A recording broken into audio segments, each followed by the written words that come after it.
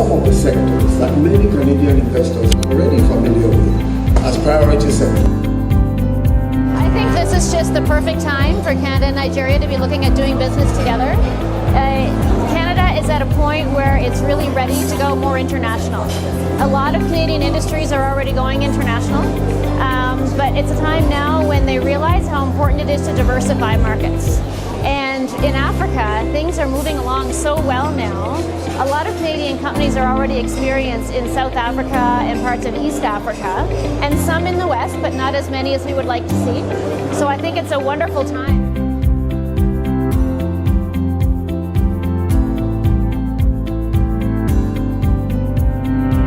Nigeria and Canada have a long history of friendly relations as Commonwealth countries, as federations, as well as a shared commitment to promoting global peace, as shown by our common track record of contribution to the United Nations peacekeeping missions. Our bilateral relations were further strengthened by the recent visit of the Right Honourable Julie Payette, the Governor General of Canada, and everyone is still talking about how down-to-earth and inspirational she was. This summit further confirms the mutual desire of our two countries for deeper engagement, of course not just between our governments, but also between our business communities. Nigeria, as we've heard repeatedly, is Canada's largest trading partner in sub-Saharan Africa. But as we've also heard from the Nigerian ambassador in Canada, there is, and also the Deputy High Commissioner, there is tremendous opportunity and scope for increased trade and investment ties between our countries. The need to fully realize Nigeria's immense investment potential impelled us more than 2 years ago to launch a process of reforms aimed at improving Nigeria's business environment with the inauguration of the Presidential Enabling Business Environment Council, which the President asked me to chair. The committee was tasked with progressively removing the challenges faced by investors in doing business in Nigeria and ensuring coordination across several ministries and agencies of government. With the support of the leadership of the National Assembly and state governments, we were able to drive reforms that earned us a place last year as one of the world's 10 top performing economies. Africa and Nigeria in particular seems like a great opportunity for us as a country to get into a new geographic location and bring some of our standards that we have over from Canada to Nigeria. And within Nigeria, you have pretty much a lot of Western Africa and maybe all of Africa, right? As far as Nigeria goes, I know there's a lot of infrastructure and aviation and healthcare opportunities that Nigerians would like to focus on and improve. And at least on the healthcare side, we look forward to helping in that sector. And I think it's important that Nigerians also understand the standards that are expected in North America and implement those strategies in Nigeria itself so it can bring the culture up even more. I think the question is, what have we done given the plan we came in with, and how does that relate to what we're doing here today? In the interest of time, I'll just summarize at a very high level what is the roadmap we are following for this diversification agenda, which will then link into the relationship with Canada. You know, when this government came to being and were invited to join the government, we came to the conclusion, based on the vision of the President and the Vice President, of working on, peace and security, good governance, including fighting corruption and diversifying the economy to create jobs, that our ministry, had an important role to play in the following areas. The first and by far the most important, which cuts across, is the enabling environment. The importance of working with the entire government, as His Excellency has very well articulated, to make sure that that vision of this government, to make it easier for people to do business, to create the right environment for prosperity to take place, happens. And so we've been working very closely with our Presidential Enabling Business Environment Council and other actors or other stakeholders on that initiative as one where we must walk the talk. We don't have an alternative. this is the first Nigerian-Canadian Investment Summit 2018. It's an historic event, which I am so glad that the idea came to do it in Nigeria.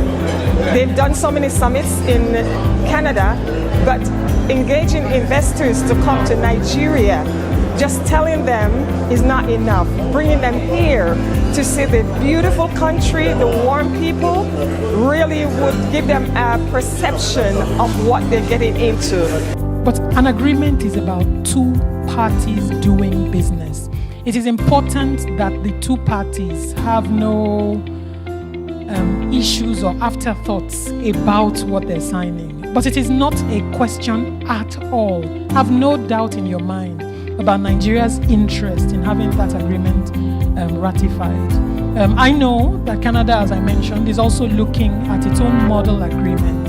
And I guess once the work is done, there will be some agreements that Canada has that you need to take a new look at. We've done some of that work in Nigeria. I believe the issues can be resolved. In terms of examples, examples abound from big companies to small companies. But my favorite example is actually a small Turkish business that first came to Nigeria for the first time in 2014, bringing in their products to sell it in the market. The company is called Hayat Kimia, and they make baby diapers. They are now the largest baby diaper manufacturer in Nigeria, and they're expanding into other categories. The kinds of things I think we're seeing coming out of this are really quite positive in terms of good follow-up between both Nigerians and Canadians, a better understanding of some of the needs of Nigeria on Canadians' part, and I think a better idea of what we have to offer in the way of solutions from Nigerians' part.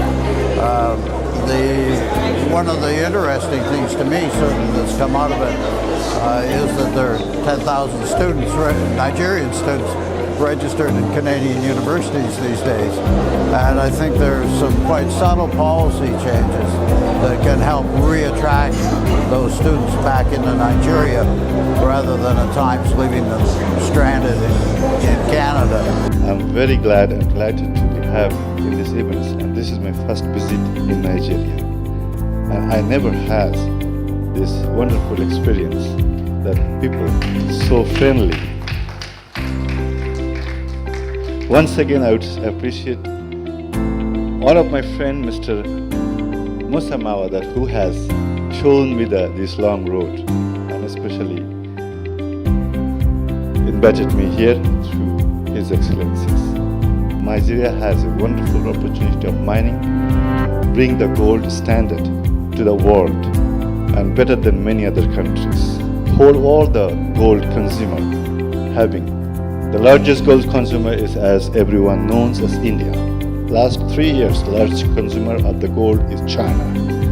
All this gold surround the whole world, the production, mining and manufacturing happening in most of it in Africa.